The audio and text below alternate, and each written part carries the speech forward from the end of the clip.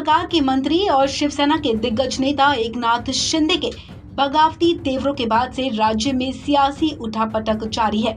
इन सब के बीच अब शिवसेना नेता संजय राउत ने बड़े संकेत दिए हैं। संजय राउत ने एक ट्वीट किया जिसमें उन्होंने लिखा कि राज्य में राजनीतिक घटनाक्रम जिस दिशा में बढ़ रहा है उसमें विधानसभा भंग हो सकती है। अब राउत के इस ट्वीट से ऐसा माना जा रहा है कि शिवसेना बागी विधायकों को संभालने में नाकाम हो रही है और अब वो चुनाव में उतरने पर विचार कर सकती है। आपको बता दें, इससे पहले संजय राउत ने एक बड़ा बयान देते हुए कहा था कि ज्यादा से ज्यादा क्या होगा, सत्ता ही चली जाएगी ना, लेकिन सत्ता तो आ भी जाती है। हालांकि चौंकाने वाली बात तो ये है कि इतना सब होने के बावजूद राउत एकनाथ शिंदे के प्रति नरम भी नजर आए। संजय राउत ने कहा कि अच्छे माहौल में एकनाथ शिंदे से बात हो रही है, लेकिन मीडिया में बातें बढ़ा चढ़ा कर की जा रही हैं। राउत ने आगे कहा कि एकनाथ शिंदे हमारे बहुत अच्छे मित्र हैं, सालों साल से हम एक दूसरे के साथ काम कर रहे हैं। उनके लिए पार्टी छोड़ना और हमारे लिए भी उन्हें छोड़ना आसान बात नहीं है। राउत ने कहा कि जो विधायक एकनाथ शिंदे के साथ हैं, उनसे हमारी बातचीत चल रही है, सब शिवसेना में ही रहेंगे। संजय राउत ने आगे कहा कि लगातार हमारी बातचीत एकनाथ शिंदे से जारी है। मैं गुवाहाटी में मौजूद तमाम विधायकों के संपर्क में हूं। उन्होंने कहा कि मुझे पूरा भरोसा है कि एकनाथ शिंदे सभी विधायकों के साथ मुंबई वापस लौट जाएंगे। शिवसेना विधायकों के टूटने की आशंका बिल्कुल ही बेबुनियाद है। संजय राउत ने कहा कि एकनाथ शिंदे की तरफ से कोई भी मांग नहीं की गई है और वो एक सच्चे शिव सैनिक हैं। गौरतलब है कि महाराष्ट्र के मंत्री एकनाथ शिंदे ने बगावती तेवर अपना लिए। वो पहले अपने 40 बागी विधायकों के साथ गुजरात के सूरत पहुंचे थे और उसके बाद वहां से गुवाहाटी पहुंच गए हैं। एकनाथ शिंदे बार बार एक ही बात दोहरा रहे हैं कि वो कट्टर शिव सैनिक है और बाला साहेब की शिवसेना में ही रहेंगे। वहीं सूत्रों के हवाले से खबर ये भी है कि एकनाथ शिंदे बीजेपी के साथ मिलकर सरकार बनाने का दावा पेश कर सकते हैं। मीडिया से गुवाहाटी में बात करते हुए एकनाथ शिंदे ने ये संकेत दिए हैं।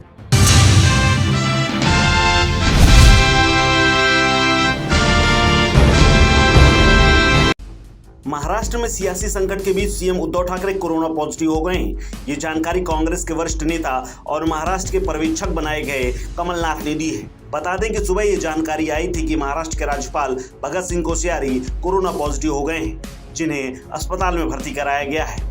और अब खबर है कि महाराष्ट्र के CM Uddhav Thackeray corona positive हो गए हैं। हमारे 44 में से 41 एमएलए अभी यहाँ थे, 3 रास्ते में हैं, क्योंकि मुझे एक दूसरी मीटिंग में शरद पवार जी के यहाँ जाना है, इसीलिए मैं जा रहा हूँ। उद्धव ठाकरे जी से भी मीटिंग थी, पर उनको कोविड पॉजिटिव हो गया, इसलिए मैं उनसे नहीं मिलने जा रहा। पर्यवेक्षक बनाए जाने के बाद कमलनाथ मुंबई पहुंचे, जहां उन्होंने कांग्रेस विधायकों के साथ बैठक की। बैठक में 41 विधायक शामिल हुए। कांग्रेस ने महाराष्ट्र में पार्टी की टूट को रोकने के लिए कमलनाथ को महाराष्ट्र भेजा है। कमलनाथ महाआघाड़ी सरकार में शामिल सभी पार्टियों के साथ मुलाकात कर रहे हैं। बता दें कि महाराष्ट्र की सियासत में 2 दिनों से भूचाल आया हुआ है, जब से शिवसेना के बड़े नेताओं में से एकनाथ शिंदे ने बगावत करते हुए अपने से 40 विधायकों को लेकर गुवाहाटी जा रुके हैं, जिसके बाद सीएम उद्धव ठाकरे की कुर्सी खतरे में आ गई है। महाराष्ट्र में घटनाक्रम तेजी से बदल रहे हैं और इस बीच खबर है कि उद्धव ठाकरे सीएम पद से इस्तीफा दे रहे हैं, जिसके लिए उन्होंने कैबिनेट की बैठक बुलाई है। कुछ देर पहले ही शिवसेना के नेता संजय राउत ने राज्य में मौजूदा राजनीतिक स्थिति के बीच महाराष्ट्र विधानसभा भंग करने के संकेत दिए थे। उन्होंने ट्वीट करते हुए लिखा था कि महाराष्ट्र में जारी राजनीतिक संकट विधानसभा भंग करने की ओर बढ़ रहा है।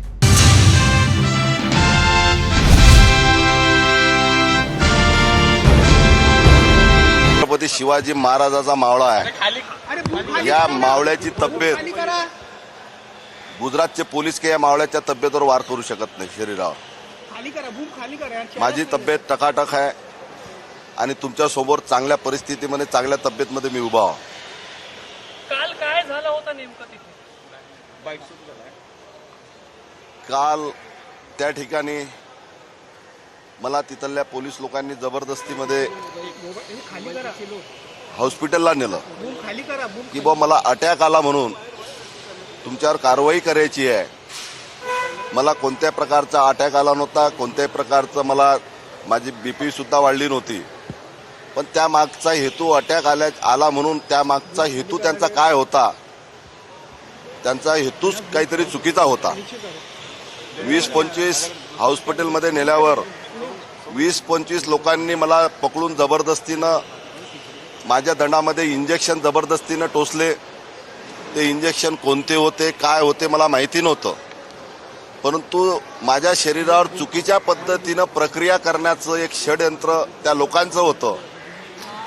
परंतु तुम्हाला नेण्यात आलं होतं? मी उद्धव साहेबांचा शिवसैनिक आहे. उद्धव साहेबांचा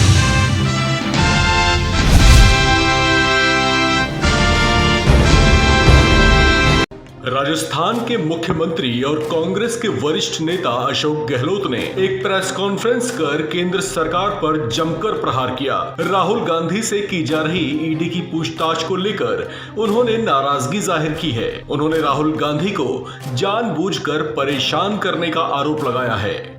आप जो हालात देख रहे हैं देश में वो चिंताजनक है. जिस रूप में एक तरफ राहुल गांधी जी को 5 दिन तक 50 घंटे पूछताछ की गई, वो भी आज तक कभी ऐसा हुआ नहीं. और राहुल गांधी ने भी जिस रूप से ईडी को फेस किया वो भी बेमिसाल है.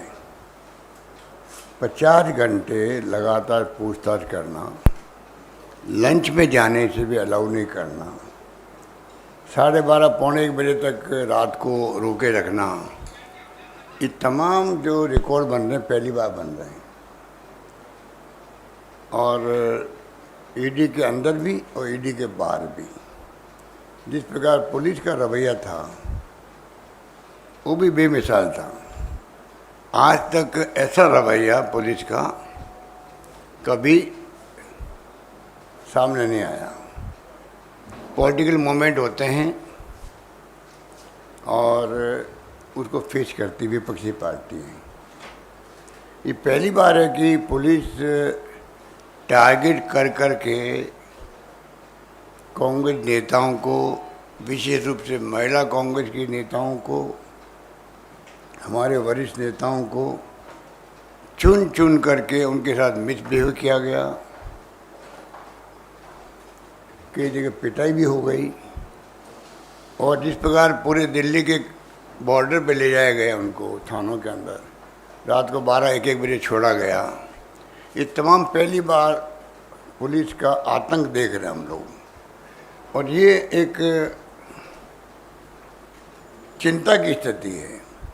मैं समझता हूँ ये पुलिस का रिहर्सल है देश के लिए कि जब तानाशाही आएगी पूरी तरह तब किस प्रकार का व्यवहार होगा, किस प्रकार हमें करना है, उसका रिहर्सल करने का पुलिस को जो मौका दिया गया वो बहुत खतरनाक है. अशोक गहलोत ने देश में पनपे हालात पर चिंता जाहिर करते हुए कहा, देश को धर्मों के नाम पर बांटा जा रहा है. ऐसे में देश में धार्मिक तनाव चिंता की बात है. उन्होंने संविधान के मूल्यों का जिक्र करते हुए कहा कि ये भावना हमेशा जीवित रहनी चाहिए. इस दौरान उन्होंने बीजेपी की नीतियों पर भी जमकर वार किए. और मैं जो विशेष रूप से कहना चाहूँगा आपको, पाकिस्तान बांग्लादेश क्यों बना? जब मुस्लिम लोग थे वहाँ पर, मुस्लिम राष्ट्र था, तो एक धर्म के नाम पर मुल्क बनना अलग बात है और मुल्क कायम रहना दूसरी बात है. जो हमने देखा है, मैं तो खुद बॉर्डर पे गया था शरणार्थी की सेवा करने के लिए 71 के अंदर बांग्लादेश के, तो मुझे मालूम है कि क्या हालात थे. तो मुझे बता दीजिए 2 मुल्क क्यों बने हैं एक धर्म के नाम के बावजूद में? 2 मुल्क कैसे बन गए जब एक धर्म के लोग थे? पाकिस्तान और आज जो बांग्लादेश है तत्कालीन पाकिस्तान था. इसका मतलब धर्म के नाम पे मुल्क बन सकते हैं, तो मुल्क एक रहेगा, अखंड रहेगा, ये कोई गारंटी नहीं है. हमने अपने पड़ोस में देखा है. आज ये हिंदू धर्म की बात करके लोगों को भड़का रहे हैं,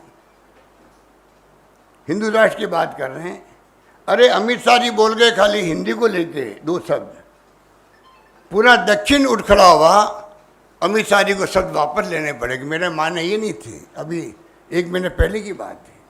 जो भाषा के नाम पे भड़क सकते हैं देश के लोग, धर्म के नाम पे जो ये खुद ही भड़का रहे लोगों को, तो आप सोचिए कि इनकी सोच क्या है. ये क्या धर्म के नाम पर, हिंदू धर्म के नाम पर ये हिंदू राष्ट्र बना करके इस देश को एक व अखंड रख पाएंगे? यही हिंदू लोग जो है बाद में बात करेंगे तो शेड्यूल कास्ट के लोग हैं। आज तो शेड्यूल कास्ट वालों को गुमराह किया जा रहा है, गले लगाया जा रहा है। आप भी हिंदू हो हमारी तरह, ट्राइबलों को कहा जा रहा है आप हिंदू हो, पर इनकी आत्मा को पूछो। मैं बचपन से इनको वाच कर रहा हूँ जनसंघ के रूप में। फिर जनता पार्टी मर्द हो गए थे लोग जब इंदिरा गांधी को जेल भेजा तब, और अब भारतीय जनता पार्टी के रूप में हैं, सत्ता में आ गए। ये कभी भी इन्होंने शेड्यूल कास्ट के लोगों को गले नहीं लगाया था। अम्बेडकर की बात छोड़ दीजिए, गांधी जी को इन्होंने कभी एक्सेप्ट नहीं किया था। तो आज जिस प्रकार से अपना रूप बदला इन्होंने, गांधी की फोटो लगाते हैं, सरदार पटेल की मूर्ति लगाई है मोदी जी ने। पूछो इनको, इस सरदार पटेल जी ने तो आपके आरएसएस को बैन किया था, आपने माफ़ी मांगी थी आरएसएस ने। हम जिंदगी में कभी राजनीति में भाग नहीं लेंगे, सांकेतिक संगठन रहेंगे, उस रूप में इन्होंने माफ़ी मांगी है उस वक्त में। आज उनकी मूर्ति लगा रहे हैं खाली वोटों की राजनीति करने के लिए। इस खबर में फिलहाल इतना ही।